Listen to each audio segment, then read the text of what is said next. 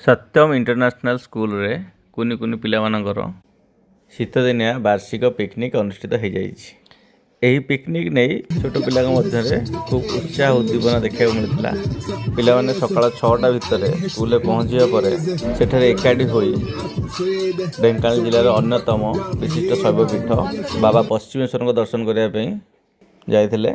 सेठरे पिला माने पहुँची महादेव दर्शन करिया पर राज्यर द्वितीय बृहत्तम हृद अंशुपा अभिमुखे गस्त करथिले एवं अंशुपारे जो पार्क अच्छी सेठी बेस खेलकूद और मस्ती रे मस्कुल थिले।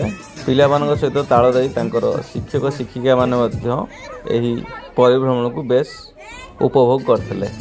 तेबे कहिबा बाहुल्य एया जे जीवन रे आमोद प्रमोदर भूमिका बहुत रही एवं एभली भावे जो वार्षिक पिकनिक होउची भ्रमण होउची से पिला माने बेस आह्लादित होता एवं एटा तांकर स्मृति रे गभीर रेखापात करथाए।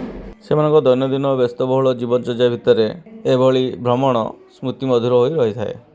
आउ सेमाने पुणी अपेक्षा करथांती परवर्ती वर्ष को जे केतेलेटा आसीबो आमे बुली जिवु।